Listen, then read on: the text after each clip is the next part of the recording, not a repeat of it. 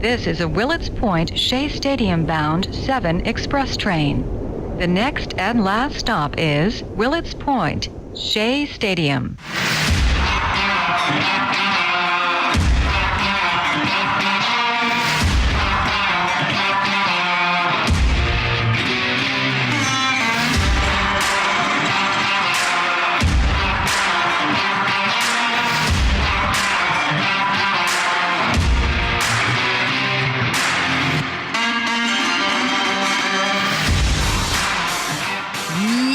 Yes, it is the Subway To Shea Podcast. Anthony Rivera here with you, discussing all the news and happenings surrounding that team from Queens, the New York Mets. You can follow the show on Twitter at Subway To Shea. Listen, subscribe to the show on Anchor.fm, Apple Podcasts, Spotify, Google Podcasts, Radio Public, Breaker, and Pocket Cast. Turn on those notifications and never miss an episode of Subway To Shea. And also, please take a few minutes to write me a review. Let me know what you think of the show. Rate the show. Give me 5 stars if you like the show, because that only boosts my rating in baseball and Mets podcasts. So please review, rate. Let me know what you think. Utter Chef 1998 says, I absolutely love the Mets, and I absolutely love this podcast. Would love a live stream of this podcast one day. Keep up the good work, and let's go Mets. Well, Utter Chef 1998, I'm hoping to do some live streams eventually on YouTube,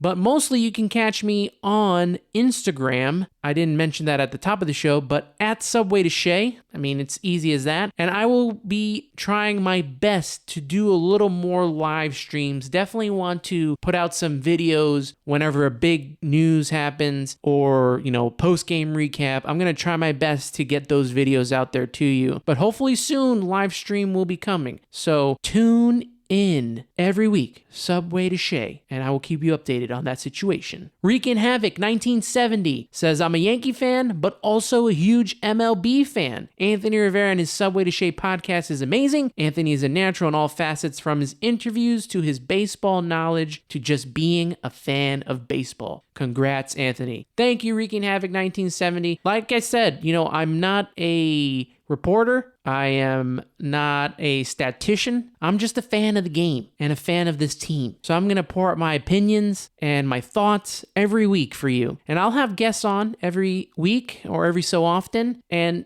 we're going to do our best to make this show better. So when you rate and review the show, it only helps me out. I want to know what you like about the show. I also want to know what you dislike about the show, because I want to make this show better for you guys and gals. So let me know what your thoughts are. Rate and review. I would really, really appreciate it. You can also find Subway To Shea on YouTube. This podcast is now available every Thursday on the HSP Network. Catch me alongside new podcasts like The Bullpen with DA, Third Floor Lounge, which covers the NFL and NBA, and Sus Talk. Just search High Spot Podcast on YouTube or youtube.com/High Spot Podcast, and make sure you subscribe today. Now, joining me shortly is someone that I followed for a very long time. One of the legends of the Mets blogosphere. Michael Barron, he's written for MLB, SNY, he's covered the Mets for a while, and just like with Matt Cerrone, these two guys I've been following for a long time, and I'm happy that he's joining us today to break down opening day, preview the season, and it's going to be a fun interview, so stay tuned. But first off, we need to get into this Francisco Lindor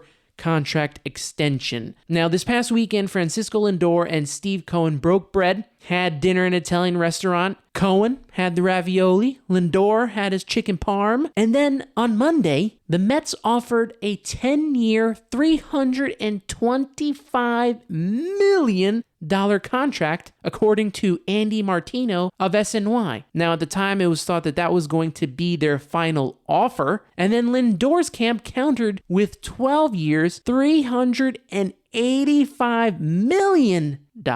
Million. That was according to Tim Healy of Newsday. Now, for comparison, Carlos Correa just got offered $205 million from the Astros. He will also be a free agent at the end of the season when the free agency of shortstops is coming with Correa, Lindor, Seager, Baez, Story. It's a big free agent class for shortstops. So my initial thoughts here on this whole contract issue, because as we're recording right now, at this moment, no deal has been made. So if you're listening to this, know that no deal between Lindor and the Mets have been confirmed yet.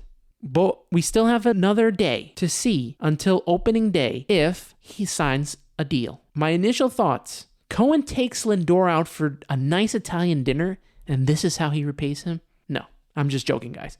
But real thoughts. Could you imagine walking into Citi Field to a crowd that saw you reject the highest contract offered in Mets history? Now, David Wright, not comparing the two players together, but at the time, David Wright was offered the highest that any Met has ever been offered, $138 million. This is twice that amount. Twice. So it'd be interesting to see if he declines the contract or if they can't come together and agree on something. Are the fans going to accept him? Are they going to reject him? I mean, right now, people are antsy. Will they boo him because he didn't sign, or will they cheer him to try to convince him to stay? That is the big question. You know, declining this deal with Seager, Story, Baez, and Correa hitting free agency, it's a huge risk for Francisco Lindor. If he goes that route, I really, truly hope that it works out for him, because there's a possibility that he could lose money here. Now, my personal opinion is that at the end of the day, by opening day, by first pitch, that both camps, the Mets and Francisco Lindor and his agents, will meet at the middle. Maybe 11 years, 350 or 375 is where I could see this going. But it seems like Lindor wants stability, not just the money portion, but in years. This deal, he'll retire as a Met. So that's where we're at with Francisco Lindor. And I'll repeat, at the recording of this episode today, there's been no deal. But if a deal does break, I will hop on Instagram at Subway To Shea. Hopefully you're following me there. And we will discuss this. But I do think a deal gets done. I'm going to say 11 years, either 350 or 375. And then we move on from there into baseball. But joining me now on the Subway To Shea podcast is Michael Barron. Michael has written for SNY and MLB. He's covered the Mets for a very long time, and it's a pleasure to have him on the podcast today. Michael, how you doing, man? I'm doing all right. Thanks for having me. All right, before we preview the 2021 season and opening day, we got to address the contract negotiations for Francisco Lindor. Obviously, that's the big talk of the last, I want to say, 48 to 72 hours. What do you make of it, and do you think they'll come to an agreement before opening day? Yes, I do. And everyone I've talked to today agrees that, I don't know that they agree that a deal will happen, but they agree that at this stage of the game, you know, given where they are in the negotiation, that a deal should happen and a deal can't not happen. You know, those are the words that, you know, a lot of people I've talked to anyway have used. And I think it's relevant. I mean, my take is they've really agreed on the money, right? I mean, what the Mets proposed versus what the player proposed, it's when you do the math, it's all the same money. It's the same $32.5 million. The difference is the term of each proposal. So I feel like they're past the money part. They both agree, like, this is what the player is worth, and now it's a matter of you know, how long the contract is going to be. And I feel like, you know, you're past the $300 million mark, which I know is hard for people like us to wrap our heads around. But, you know, once you're talking about, you know, this kind of money, you're almost beyond a point of no return where you have to figure out a way to come to terms on both sides. I mean, there's a lot at stake. I think there's more at stake for the player, for Lindor, than there is for the Mets. I think the Mets actually hold quite a bit of leverage with all this. But I think, you know, by offering 10 and 325, they've shown a commitment to signing the player. I don't think they're half-assing or lowballing Francisco Lindor in any way, shape, or form. And they're dead on serious. And if they're willing to spend $325 million, they're showing a commitment to building a championship roster and retaining the player and preventing him from going to free agency. So I do think it's going to happen.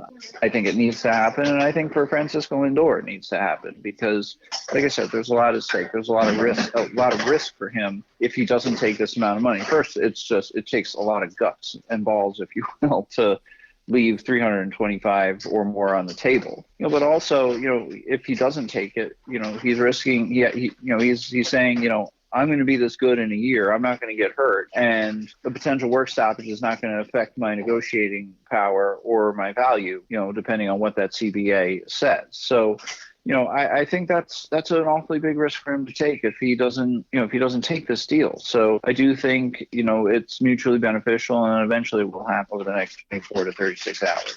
Yeah, and I felt that after, the Mets gave their offer and then Lindor countered, I felt like they're just at some point going to meet somewhere in the middle. Oh, yeah. I think maybe 11 years, either 350, 375. But I think that they're, like you said, it's already kind of almost, done with the numbers for sure. Yeah, and look, it's not as if Lindor countered with something like insane. It's not like he said, well, no, it's going to be 10 years or 25, because I think if he had done that, he would be expressing his desire to go to free agency, right? Mm-hmm. And that's the other thing. Like, given the economics of the game right now, the expiring CBA, and a potential work stoppage, after that happens, like, is he going to do better than this on the open market in a year, assuming all goes well and he has a big year?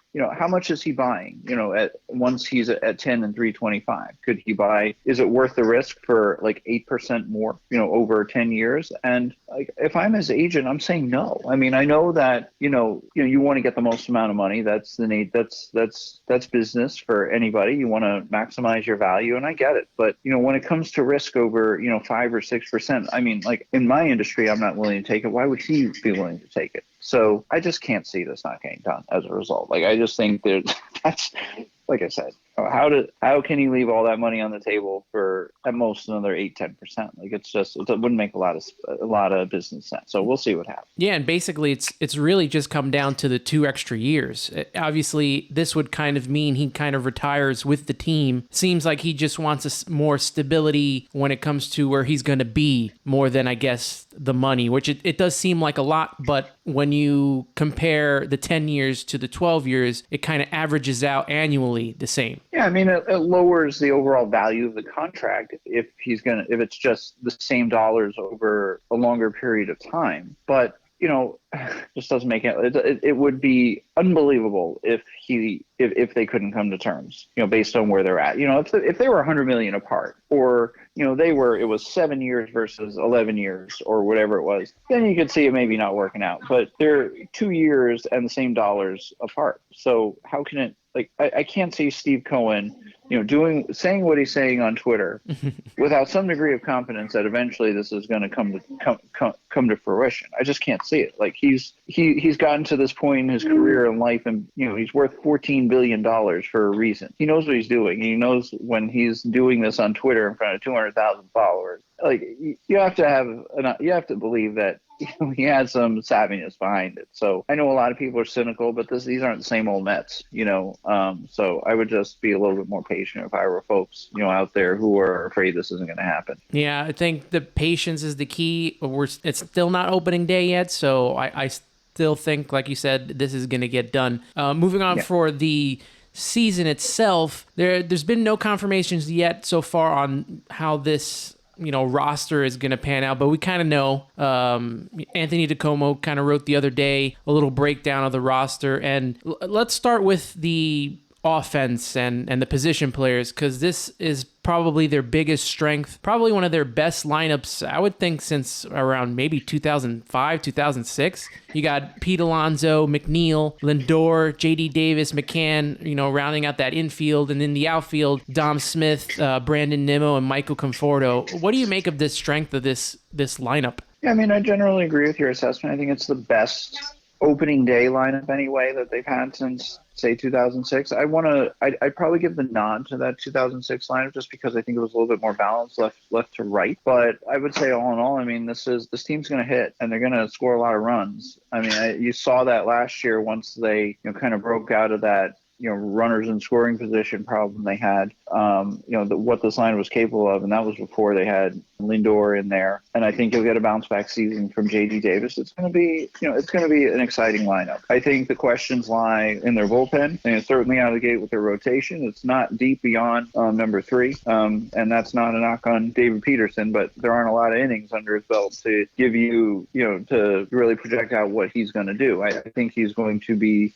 pretty good, but he's still a question mark, and that's just being fair. So, and of course the bullpen is, it's typical hot mess right now coming out of the gate. So I think a lot, I forgot who I was talking to earlier about the Mets bullpen, but I was saying, if Edwin Diaz is the least of your problems, you got a problem. Yes. So, and look, Edwin Diaz was real good last year, but he still had his share of problems nonetheless. So I am actually somewhat encouraged by what Dellin Betances showed, in his last couple of outings. I know he's not what he was, but what I was encouraged by was his ability to get outs with off speed, which is not something you're accustomed to seeing with him. And look, the Mets have to make the most of that situation for as long as they can, for as long as they have to. And that may be until, Seth Lugo comes back, but you're still asking for 6 to 8 weeks of credible pitching from Dellin Betances, and you're asking, somehow Robert Gesellman made this team. So, you're going to be asking for some, long relief efforts from him, to bridge those gaps, especially with, the 4th and 5th spots in the rotation being the question marks that they are. So it's still nonetheless a weak spot. It's a problem right now. Seth Lugo makes them better, but,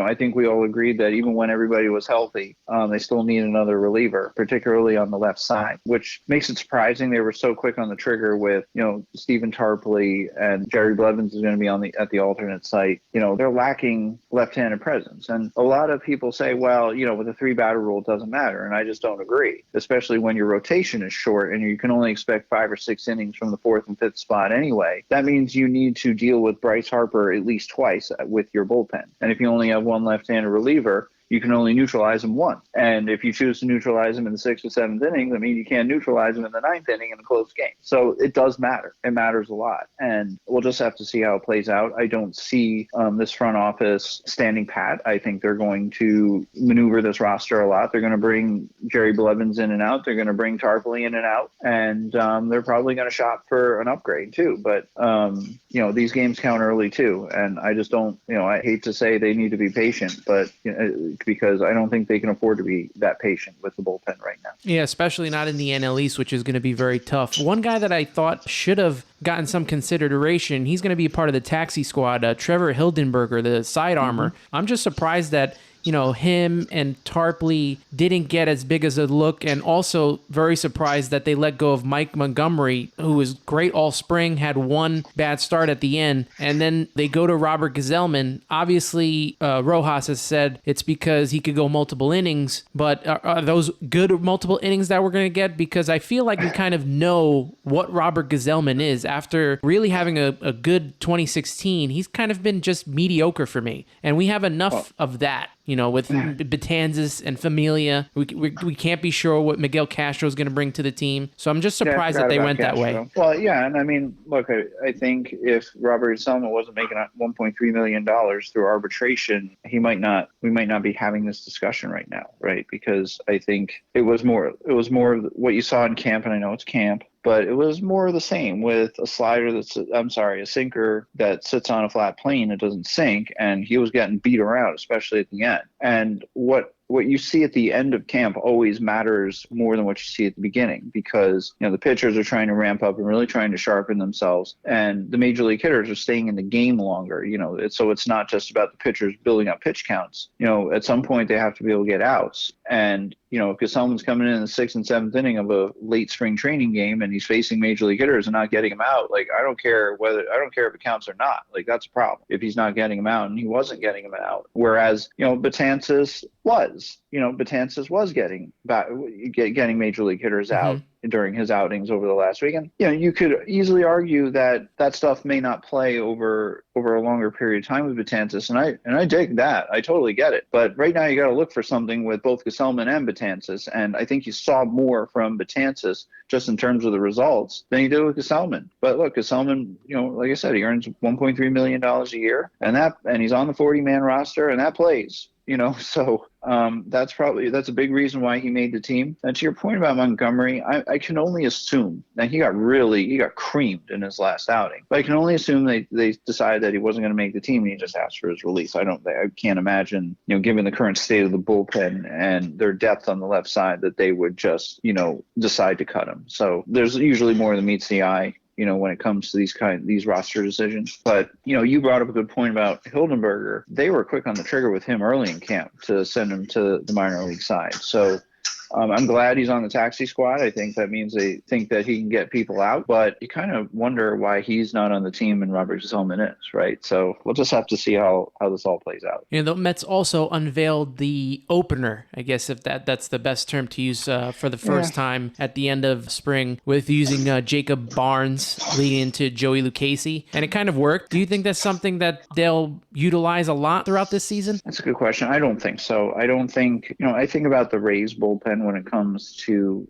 using openers, and they have a lot of different kinds of short arms that can do that, right? The Mets don't really have that in their bullpen. I don't think their bullpen is of that kind of quality. I don't think it's deep enough. I don't think they have the kind of flexibility to do that on every 5 days or even every 10 days. I think they can do it in an emergency, but I don't think you're going to see it a whole lot. I think they tried it. I think it worked for an hour or two, and at least they know they can they can go inning to inning with some of these guys. But like I said, I just don't think the bullpen is equipped to do this, for real. And I think they're just going to need Joey Lucchesi to do more of what he was doing in camp and be that fifth starter until they get Carlos Carrasco back and or Noah Syndergaard, which, you hope that they get Carrasco back by Memorial Day and, Noah Syndergaard hopefully by June 15th, if not the All-Star break. And that's when the Mets have a good problem. Right now, they don't have a good problem. They have a concerning problem. So they're going to be rolling the dice, and I think you're going to see them skip that fifth spot a lot when they can. I think you're going to see, the opener at times. I think you're going to see kind of like a little bit of a musical chairs there until they can get Carrasco back, which it's about, call it 7, 8, 9 turns through the rotation. So we'll just have to see. I know Mets Twitter was up in arms about, doing this opener thing, but I can assure you, you won't see this during a DeGrom start. You won't see it during Stroman, none of, Peterson. It's probably just a once in a while thing if they ever decide to do it. That's a good question. And I only say that because of last year and the fact that nobody threw any innings last year, especially, and you look at guys like David Peterson, who has, how many innings did he throw last year? Let's call it 60 innings, right? Let's call it 50 innings just because I'm not looking. Mm-hmm. He still needs to build up his innings count. And when you take that and couple that with the fact that you could have stamina issues with him, and you can have certainly with Taijuan Walker, who hasn't pitched a whole lot in the last 3 or 4 years, you could see them going to, spot starters or stretching out the rotation to 6 people, quite a bit, because it's easier said than done with those guys, and then you have the fifth starter problem. So, they have this juggling act that they're going to have to employ in order to get to Carlos Carrasco and Noah Syndergaard. And it's not going to be easy. It's not just, okay, well, you go to a 6-man rotation or you spot start or you use the opener here, because that all has implications on how you use the bullpen on any given day and on consecutive. So I don't know how they're going to manage it. And quite honestly, I don't think they know how they're going to manage it yet. I think they're going to have to feel their way through it. An area where I feel that they really kind of bolstered their players was in the bench. I feel that it's very deep. Yeah. I don't remember the last time it was this deep with Tomas Nido, Luis Guillorme, Villar, Pilar, and Alberto Mora Jr. I think this is a really good bench for this team. Yeah, no, I agree with you. I think they've had a lot of, in the past anyway, one-dimensional kind of players on their bench. And, I think now they have guys who you can plug in there and have them start for a few days or a week, and you can feel comfortable with that. I mean, you take Luis Guillorme, who to me has grown as much as anybody in the league, just in terms of his overall game and his maturity at the plate. He's certainly a defensive whiz out there. I know he had a little bit of a hiccup earlier this week where he was juggling the ball around, but, that happens. But, he's a guy who can play three positions. He's got a great attitude and a great approach. And like I said, his approach at the plate has matured. He's not going to hit 350. He's not going to hit 300, but you don't want him to be an automatic out either, which I think for a long period of time anyway, that was the case, and it's prevented him from becoming a starter. But now, you look at him, you can say, you know what, this guy can hit enough to start for an extended period of time. And I think that's a good thing. And they have a lot of guys like that. I mean, Jonathan Villar has, a track record. I mean, he's recently hit for the cycle in the last couple of years. I know that can be an aberration, but, he's got power, he's got speed, he can hit the ball to all fields.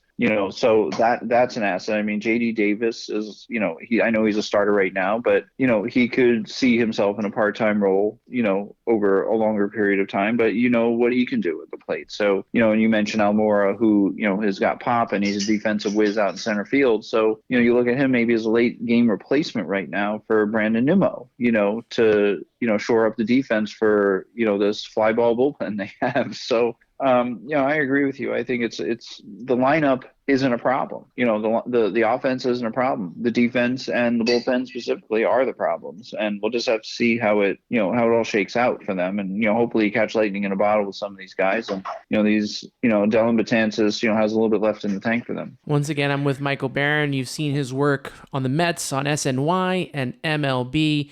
Opening day Thursday, Mets against the Washington Nationals. Sadly, nationally televised game on ESPN, so we kind of have to deal with their broadcast. First pitch at 7:09. DeGrom against Scherzer, again, rematch from 2019. I think DeGrom struck out 10 in a Mets 2-0 victory. This is his third straight opening day, joining Seaver, Doc Gooden, Santana, the only Mets to make three or more starting pitchers. Michael Jake is pitching on another stratosphere right now. Is that correct to say? Like, he's just unbelievable. Well, you're right. And I think, we've shifted. I think the discussion is slowly shifting from Jacob deGrom being the best pitcher in baseball to what are his Cooperstown credentials right now, which is a hell of a discussion to be having, considering, 6 years ago, he was the reliever and 7 years ago, he was the reliever and Rafael Montero was the starter, over the longer period of time, right? You remember that discussion? Yeah. And then he came up and pitched that gem against the Yankees, and that was it.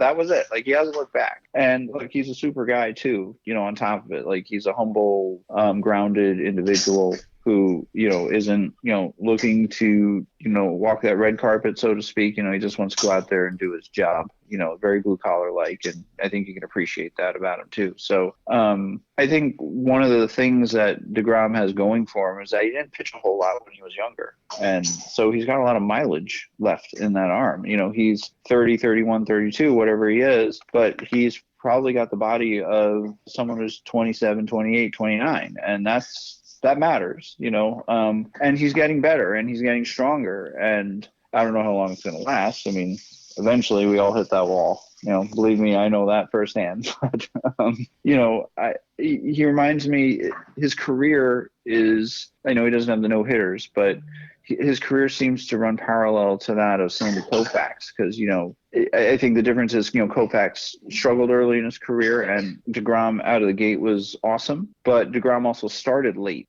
so he might be one of those guys who puts up, 8-9 years of, unreal pitching and goes to Cooperstown. I mean, he's still, I think another Cy Young award would seal that deal, and you can't ever guarantee that. But I also think it's relevant that, he finishes in the top three every year when he doesn't. So, and last year was a crock anyway, so that wasn't, you have to believe over 162 with the way he was pitching in general. Like, he was he was certainly on track to win the Cy Young award. I mean, everybody has a bad outing, right? Yep. And he had one bad outing, and that changed everything. So, like I said, I think it's shifting. We all know he's the best pitcher in baseball. We all know it's probably not very close. And so now it's a matter of, can he do this for another 3 seasons and print a ticket to Cooperstown? I mean, we'll see. I mean, that's a fun discussion to have, I'll tell you that. Well, I hope they can get him some wins. I know it's not the biggest stat right now, but, a lot of the pitchers in Cooperstown over 150, 200, 300 wins. I don't think he'll get that far because, the offense has not been great for him. But, like you said, winning another Cy Young or two, or staying in the top 3 and pitching every year. And who knows? The sky's the limit. You said something to me that I've really been thinking a lot about lately, where you said, wins aren't the most important stat. And I think statistically speaking, from the 30,000-foot view, you're right. And the reason for that is because bullpens pitch most of innings 6 through 9 now. So it's, and most games are not blowouts, and bullpens turn over leads, especially bad ones. And that's what's hurt DeGrom. But look, when he was pitching in Little League and in high school and in college at Stetson, you took the mound and you wanted to win the game, and you wanted that W next to your name in the box score. And, I know he's not going to make it about himself and say, well, all I want to do is get win. I know he's not going to say that, but it's got to be important to him. You want the win. I mean, that's, that's the kid in you that, you want that W in the box, next to your name. And and it's okay. It's okay to be a little bit selfish. It doesn't mean that you're not a winning player, but, that's the kid in you that says, you know what, it does matter because I pitched really well and I'm upset I didn't win the game. There's nothing wrong with saying that, if you ask me.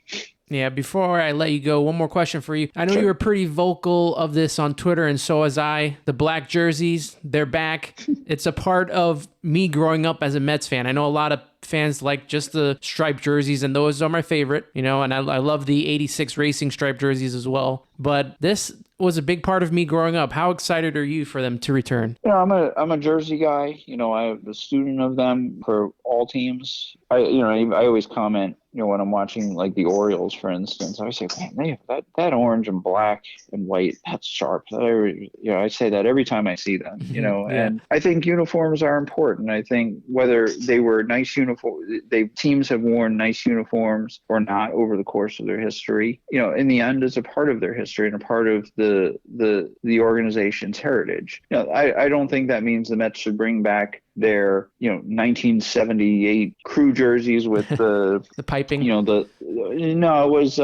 the piping on the neck and the piping on the sleeve and where the pillbox had. No, I don't think they should do that because those aren't the greatest uniforms in the world. But I think if you have a jersey that really helps you identify and connect with the fan base, even if it's unpopular with a portion of the fan base, I think you have to own that. In fact, I'm looking at an old picture of Joe Torre with that uniform I was talking about from '78. So my preference for the black jersey was always on the road with, I thought it was much sharper with the gray pant. And New York across. Yeah, I thought that was a much better looking uniform than the home blacks with the white pants. But look, I'm excited. I think the Mets need to do a much better job, and I think they're going to do a much better job of celebrating their history and celebrating their heritage. And the black jerseys are a part of that. They just are. I remember when I was, they released those when I was 18 years old. And I remember how excited I was that they, were introducing a black jersey. It was a big thing in the late 90s, so I think it'll be nice, to see them a few times. I don't want it to become a regular occurrence. I guess Pete Alonso said the Friday night blackout. I think that's the perfect idea. I think that's what you're going to see. And that's fine with me. As long as on the first game they do it, that John Franco, Edgardo Alfonso, Mike Piazza, and Al Leiter are somehow involved with the ceremonial first pitch. Oh, absolutely. They have to be.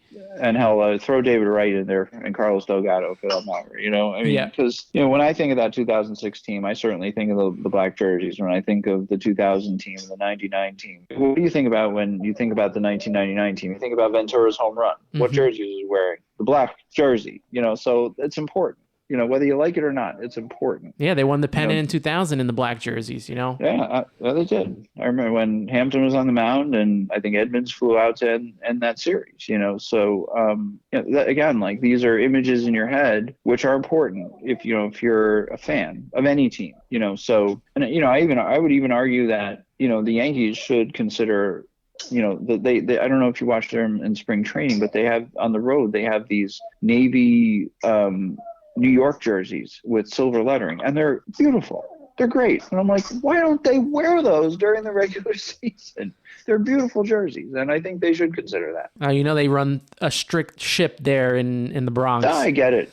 But that doesn't, traditions sometimes are meant to change, and I think it's okay to, you're going to piss off the traditionalists and the conservative Yankee fan and the guy that was around who was at the Larson perfect game, right? But you know what? It's 2021. You can change a little bit. Yeah, and it's not even like they're going to be every day. That's a very unpopular position. No, you're right, and it's not like it's going to be every day. I mean, they're going to do it once in a while. It's not even every Friday. Maybe once a month they'll probably do it for the season. So I don't mind. I think you even posted. Did you post the 86 away jerseys that you liked? Well, my favorite Met jersey is they wore them from, I want to say 82 or 83 through 86, and it was their road gray jersey, and it had the Met script on the front. And that's my favorite jersey of all, my favorite all-time jersey with them. There's nothing I like better. And they used them in 2016 in a game against the Cubs at Wrigley. It was turn back the clock day, and the Cubs wore their mid-80s jerseys. And I was just like, they somehow need to incorporate the Met script onto a road jersey, because I think it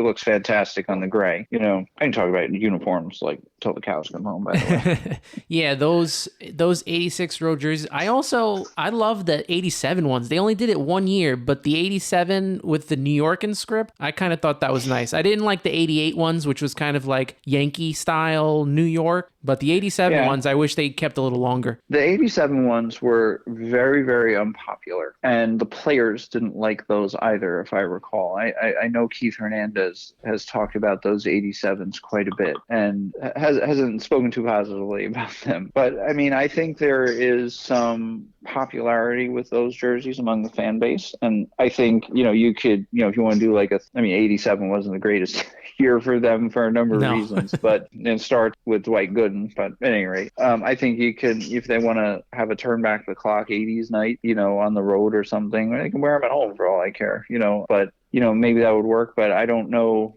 They sell a lot of those jerseys, so there is some. They are popular to a degree among the fans. I just don't. I can just tell you they weren't popular in 1987, which is why they dumped them for that, like you said, that Yankee New York block with. Yeah. They would have looked a lot better without the white. They had white piping on the letters and the numbers, and I thought that made them look terrible. And they would have looked a lot better without that white piping. Well, we definitely won't be seeing any of the 93, 94 era Mets jerseys anytime soon. No, definitely not. Although back in 2013, so I can go on and on. Back in 2013, they did a turn back the clock night at Coors Field, and to celebrate the Rockies' 20th anniversary, and the Mets wore their white pinstripes from 1993 at Coors Field with the slash under the Mets logo, which was a terrible, terrible jersey for a terrible team. Unbelievable. Well, Michael, I appreciate you coming on with us. Let people know where they can reach you on social media and your blog. Well, for now, I would say the best way to connect with me is on Twitter. That's where I'm most active. That's Michael G. Barron. And I would say that's for now. Hopefully that changes over the next little while, but that's where I'm at. That's where I've always been. That's, I enjoy that forum. Even, if there's some crazy folks out there, I still enjoy being a part of that community. All right, Michael, I can't thank you enough for joining me today. I appreciate it, and I hope that we could one day do this again soon. Absolutely, anytime. All right, Michael, you take care. Have a good one, buddy. You too, bye-bye. That was Michael Barron, former writer for SNY and MLB. He's covered the Mets for such a long time. He's one of the guys I've always looked up to, him, Matt Cerrone, when it comes to Mets coverage, and it was such a pleasure having him on previewing this season, talking Lindor, and talking DeGrom.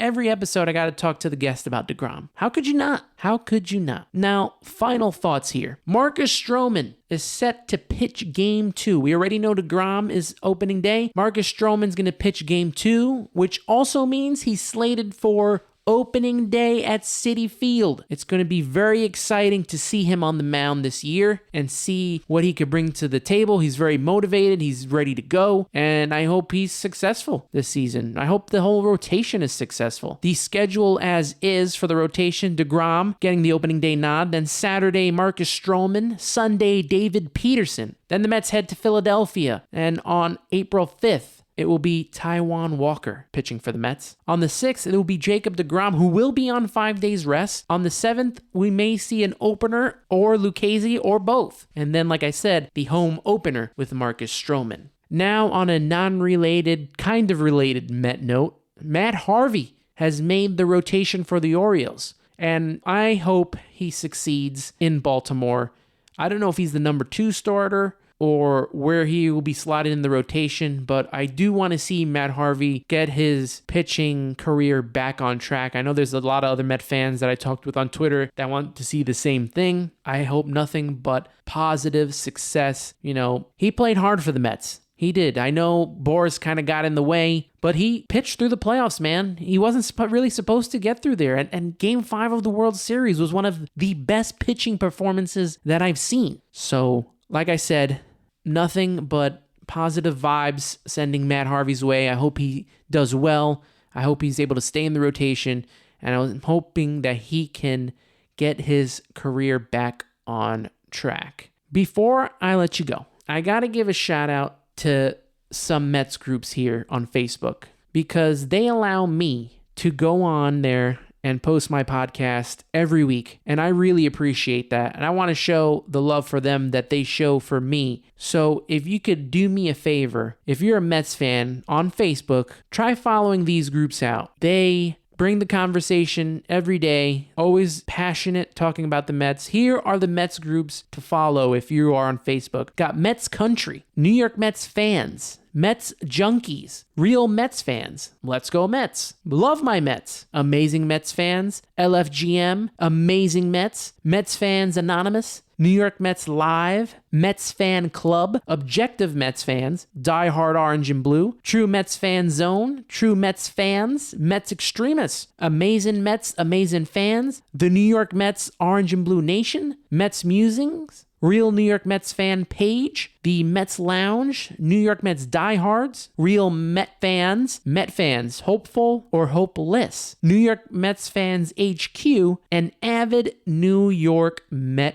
Fans. Follow those groups on Facebook, and I just want to give my thanks to all of them for allowing me to post my podcast every week on their page. Now, as we wrap up the show, please take a few minutes to write me a review. Let me know what you think of the show, what you like, what you don't like. I want to know all of it because I want to make this show better for you. Jay Strupp left me a review. This is a little longer one. I subscribed and will be a regular listener. Bought up some real good points, especially the money and tying up so much money in Lindor and Conforto. I like Conforto, but I'm not a huge fan. Prior to last year, I didn't see a lot coming through in the clutch. He's never put up numbers to think he's worthy of $25 million player. I know you're signing partially for the future, but we have others we need to sign too, like Pete and McNeil and Noah. Don't know what other options are out there, but corner outfielders are easy to get them. A guy like McNeil that brings so much to the team and is just a great hitter. Well, Jay Strupp, I appreciate you leaving me a review. I appreciate your opinions as well. Everyone's allowed to their opinions. I do disagree with Conforto. I do think he is a clutch player, especially last year. I think he was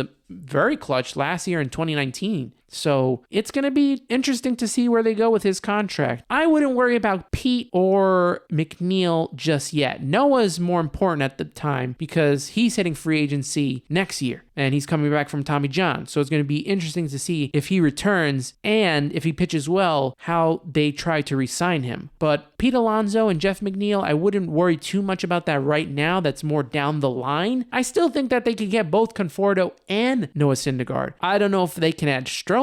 I think you might get 2 out of the 3. But who knows? The Mets still need to figure out if they're going to sign Lindor or not. So we'll see. But Jay Strupp, I thank you for the review. I appreciate it. So guys, leave me a review, rate the show, help me climb the rankings up in the baseball podcast and Mets podcast world. You can follow the show on Twitter at Subway To Shea. Listen and subscribe to the show on Anchor.fm, Apple Podcasts, Spotify, Google Podcasts, Radio Public, Breaker, and Pocket Cast. Turn on those notifications. Never miss an episode of Subway To Shea. You can also find Subway To Shea on YouTube. This podcast is now available every Thursday on the HSP Network. Catch me alongside new podcasts like The Bullpen with DA, The Third Floor Lounge, which covers the NFL and NBA, and Sus Talk. Just search High Spot Podcast on YouTube or youtube.com/High Spot Podcast and make sure to subscribe today. And my 4 big words that I like to say: